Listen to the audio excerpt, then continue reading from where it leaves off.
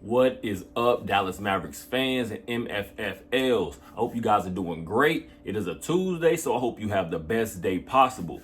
As always, before we get going, I want you guys to go ahead and subscribe, go ahead and like, and go ahead and comment down below. You see what the title is. The Dallas Mavericks pulled out a big win in Summer League yesterday. So go ahead and let me know what you thought of the performance. Any of the guys that stood out a little bit for you, any guys that showed up and made some plays for you for this team, the Summer League team. Go ahead and let me know down below in the comment section what you think. Let's get going.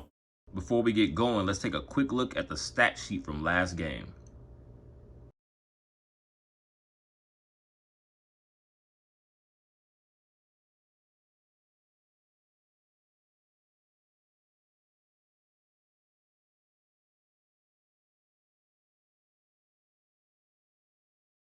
Yesterday was the perfect example of a team full of young guys and young guys looking to contribute to the NBA team, to an NBA team next season.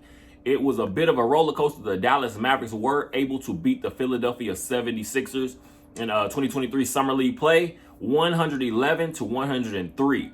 It was a bit of a, I guess, underwhelming game for pretty much, I want to say, 3 quarters. It was not pretty at all. There was a lot of just inconsistency, a lot of turnovers, a lot of bad fouls, a lot of just silly mistakes. You could kind of see teams, honestly, just a lot of it were guys just missing shots early on in the game, finding themselves out of position. But you had a player like Jaden Hardy. We know exactly what he's expected to bring next season. Again, speaking as a guy who's expected to get way more minutes for the Dallas Mavericks, possibly a Sixth Man of the Year candidate, early Sixth Man of the Year candidate. Jaden Hardy, 24 points. He, I think, 6 rebounds, 5 assists, 12 of 13 from the free throw line. He did not have a great shooting game. I think, about 5 of 17, something like that, field goal percentage. But, field goal statistics. But what you saw, mostly, a lot of those struggles came early on in the first and second quarter, especially. But around the third quarter, late third quarter, early fourth, you start to see a guy like Jaden Hardy get more comfortable. You can kind of hear the commentators say multiple times, which we all know is kind of true at this point. A lot of times when you're having just straight bucket getters, a lot of times those guys, when they're struggling, they just need to see the ball go in. That's why it's very important for guys like that to continue to attack, and for, honestly, your coaching staff to draw up plays that'll get him open. And we're talking about simple plays such as just sometimes a quick layup, a couple easy buckets at the rim. Those will open up, and you saw Jaden Hardy. Now his mid-range game starts to look a little bit more dangerous. Then now you see him with his pull-up threes a couple times, big shots, a 4-point play at one point, opportunity. So you saw Jaden Hardy. What you want to see from him, especially, is just continue to show some more development defensively and just when it comes to playmaking, because we still see at times his passing is a little bit off, more so because of timing. Not necessarily it's a bad pass, but it's about knowing when to get the ball out of your hands. We see a guy like Luka Doncic. That's a perfect player for him to keep an eye on and just pick up whatever he can, because Luka, he's going to put the ball in the certain spots.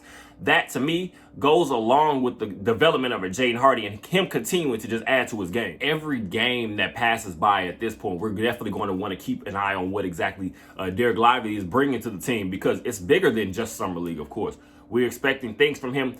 Again, this coaching staff has said multiple times now, at this point, that they want to bring him along slowly, but we're still going to have a certain level of expectation for a guy like Dereck Lively, because we want to see him contribute in some capacity in this upcoming season.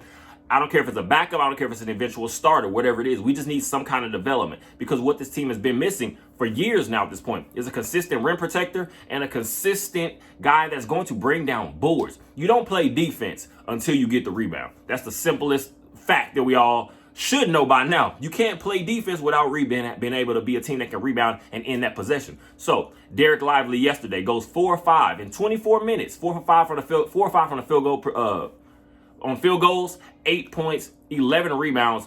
4 of them are offensive, which honestly turned out to be a big part of what helped this team. You saw Dereck Lively giving this team multiple second opportunities. And also, when it comes to the simple fact, it shows on the stat sheets. Again, I'm not sure how accurate these are, because I'm pretty sure he got his hands on a couple balls in that first game and they weren't logged as blocks. But in game 2, again, it shows 0 blocks in the on the stat sheet, but what you saw so many times, and I want to go back especially to the first half, you saw the 76ers. They were just shooting three-pointer after three-pointer after three-pointer, and they would not stop falling.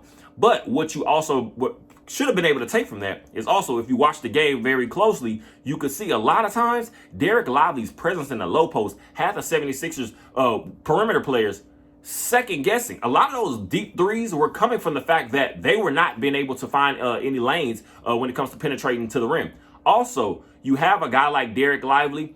What he's going to bring to this team is not always going to show up on the stat sheet. We're talking about a guy bringing in 11 rebounds in 24 minutes. It can seem like something slight because, again, we're talking about Summer League. But the last time we had a consistent rebounder that was not Luka Doncic was what? The Tyson Chandler. And again, that's talking about a guy that we know is going to possibly be able to bring down double-digit boards every single night. Because, again, you can't play defense until you're able to wrap that up. You still see Derek Lively is a work in progress. I want to go on the simple fact of just watching him play. He still has trouble when it comes to setting these screens and knowing when to engage and when to disengage, because at certain times we saw him, again, have a couple troubles. He ends up with 4 fouls. In Summer League, guys are able to have 10 fouls because it's a different game, especially when it comes to playing as the big man. The game is refereed different. It's called different. So a lot of times you will see these shot blockers, young big men. They have trouble when it comes to adapting to what the NBA game is and how it's called and how it's played at a much different speed. So you have a Derek Lively. I'm not worried about foul trouble. I feel like he's going to figure that all out. He started out with pretty much, you want to say, fairly quick 4 fouls. Ended the game with the same 4 fouls. So that shows some kind of development from the coaching staff, just understanding the situation, and him also knowing the situation, because sometimes you do have to scale it back a little bit while still being somewhat aggressive. And we saw Derek Lively is a rim protector through and through. I mean, through and through, pretty much just it's very true. The simple fact that he's going to add that from day one. I feel like he's down. What is the level of it that we're going to get? That's the biggest question. But Derek Lively, he has a few things to still work on, more so on the offensive side of the ball. And again, you just want to see a guy like that continue to get more minutes these last games or whatever, or however long Summer League is going to last for the Dallas Mavericks. You want to just continue to see Derek Lively keep getting opportunities and keep taking advantage of them. A guy I can almost guarantee will be one of my favorites. Again, he's just a dog. We're talking about Olivier Maxence Prosper. Max Prosper from Marquette, number 18. This guy is growing on me, and just from other fans, you're seeing he's starting to grow on people. Just again, what he brings is tenacity. What he brings is defensive presence. And you saw so many times yesterday that just played itself over and over. We're talking about a guy, Max. Yesterday, in 24 minutes, he has about 10 points, 1 block, 1 steal, 1 assist, 7 rebounds, 2 of them being offensive rebounds. He goes 6 of 9, I believe, from the free throw line.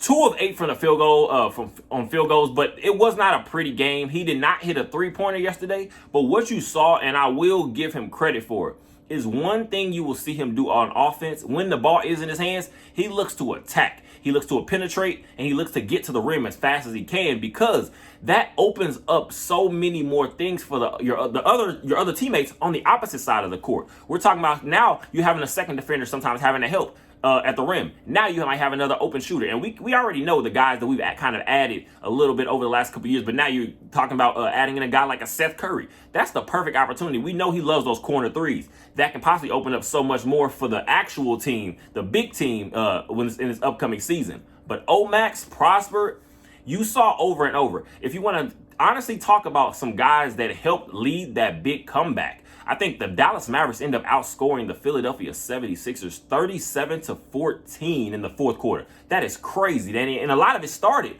with Derek Lively and Max Prosper being able to get some run late in that game. You saw many times, as soon as whoever the ball handler is, Olivier Maxence Prosper, attacks that man, and he gets right inside of his chest. He does it over and over. And now you're starting to see other teams and other players, a lot of times they're not even taking chances when it comes to continue to penetrate at this guy. So now you have that, and then you add in a Derek Lively behind him. That combination can be something crazy for these next few years, because they are also young. Derek Lively is 19 years old. Max Prosper is 22-ish, around there. 20.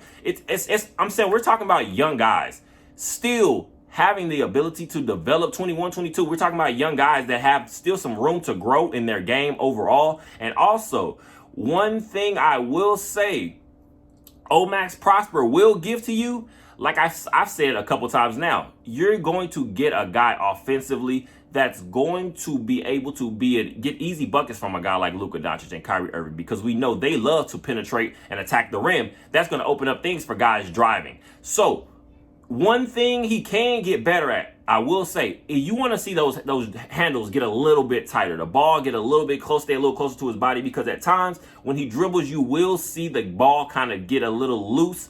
But those things that can be worked on. He's brought here to pretty much to be that tenacious defensive. I guess want to say one of those leaders that we're going to be able to look forward to and count on in the next couple of the few years.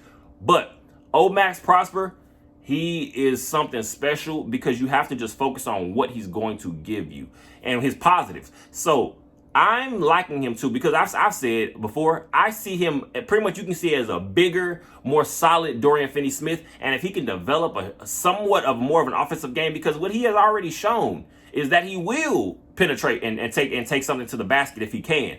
But if that jumper can get a little bit more consistent, whether it's in the mid-range, whether it's just being a spot-up shooter at certain points, he's going to be something much higher than the ceiling we saw from Dorian Finney-Smith. All love to Dodo, but we have got to see what exactly this kid can be. And also, I want to liken him to the sense of a guy. Now, I don't know if he's as athletic and springy yet, but I liken him to a guy like a younger Sean Marion, because we're talking about more of that Swiss Army knife. We got an older veteran Swiss Army knife in Sean Marion that he still understood the game. He understood all the small, finer points. But the younger, athletic, more springy, I want to see a guy, Max Prosper kind of take things from a guy like a Sean Marion, because he also floats around his team a little bit. You saw him at the Summer League game yesterday. Pretty much just eat off of that, because again, we're talking about a guy that can get you a couple things offensively, easy transition buckets. We're talking about a guy that's going to be able to bring in some rebounds, play some real lockdown defense. If we can get anything out of that, I want to see what exactly an Max Prosper is going to be, because I'm seeing possible all defensive team, defensive player of the year votes for him in the next few years especially. A few other guys that heavily contributed to that comeback win yesterday again for the Dallas Mavericks Summer League team against the 76ers. You had AJ Lawson. I've talked about him over and over. I want him to be a part of this team, this upcoming team for the next season, because I feel like he is a guy that you want to just tap into what he has. He's shown the capability this season, I'll say this Summer League more so than the last, is that he can come in and he can do more than just be a spot-up shooter. We're talking about a guy, AJ Lawson, ends up with 9 points yesterday, but also 8 rebounds. You're talking about a guy that also threw in an assist, threw in a steal. Those are things, small intangible things that's going to help you add to your pretty much your development and just your value to what an actual NBA team. Also, a guy, McKinley Wright.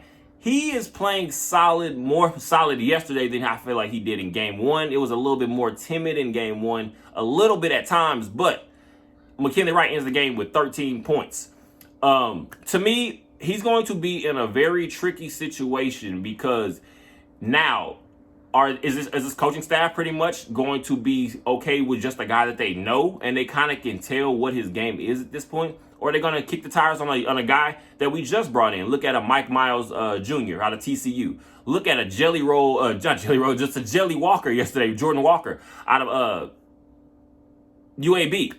5'11", but what he brought yesterday was this, I guess you want to just say, it feels like a kind of microwave just energy. Once he started to fly around a little bit more, I believe he played 6 minutes or something like that. It wasn't anything crazy, but once you saw the pretty much quick energy that he helped kind of give to his team a little extra boost, those are kind of those intangible things that we're talking about. Look at a Tyjae Moore. He is a guy that you're going to want to keep an eye on when it comes to those two-way contracts now, because I believe every team has 3 to give out now. I can see in a situation now where if AJ Lawson doesn't make the team outright, he's going to be one of those two ways. I can see that. I can also see Tyjae Moore getting one of those. Now you're going to have to ask yourself, who gets that third two-way? Are you looking at a Mike Miles? Is McKinley Wright? I don't know. Is McKinley Wright back in that picture, I guess, of back to the two ways? Or are you looking at a guy, maybe, like I said, a Jelly Walker, Jordan Walker, or if you will? it's pretty. There are a few guys, like I said. You have Keys, you have Brandon Rudolph. There are a few guys that you're gonna want to keep an eye on these last games, these next games for the Dallas Mavericks in Summer League, because you never know where your next contributor is going to come from. The Dallas Mavericks' next Summer League game will be July 12th at 4:30 Central Time against the Golden State Warriors. Jared Dudley has already said again, pretty much just reconfirmed, he is going to continue to just boost the minutes of a Derek Lively, boost the minutes of Max Prosper, and just continue to let them get these big opportunities and late games, put them in late game situations so that they are able to kind of adjust a little bit quicker, because you don't want to sit here and pretty much just kind of play around with the play, especially in summertime. This is the biggest developmental period for these guys before they get to training camp and get around the actual team. So you want to see them get as many chances to make some plays and just see how they react to certain situations. So, like I said, the next game will be July 12th, 4:30 Central Time against the Golden State Warriors. I want to see what exactly Jaden Hardy is going to continue to build, what he's going to continue to just help add to his game over this little next period of time of the rest of the Summer League. You also want to see who's going to continue to show up when it comes to the other guys not talked about as much. And AJ Lawson, a Tajay Moore, a Jelly Walker, a Mike Miles Jr., throw back in a McKinley Wright if you want to. We're going to see what exactly these guys are going to be able to add and help finish out with the rest of this Summer League tournament, but also potentially see who can maybe contribute when it comes around close to the training camp and preseason. It's going to be very exciting. Like I said, the Dallas Mavericks now feel like we have some sort of direction when it comes to a youth movement, which we haven't been able to say we've had in a while. Because I guess if you want to go back to Luka and Jalen Brunson, that's the next time, but we know exactly how that situation completely ended up. So hopefully these are guys that can stick around with this franchise for the next years to come. We'll see. But hopefully it's a good one. I hope you guys enjoy the rest of your day. The Dallas Mavericks are giving us something to be a little bit excited about, at least something to keep our attention. So enjoy the rest of your day. I appreciate you guys for everything. Go ahead and subscribe. Go ahead and share. Go ahead and comment. All that good stuff. You guys are amazing. Enjoy the rest of your day and go Mavs.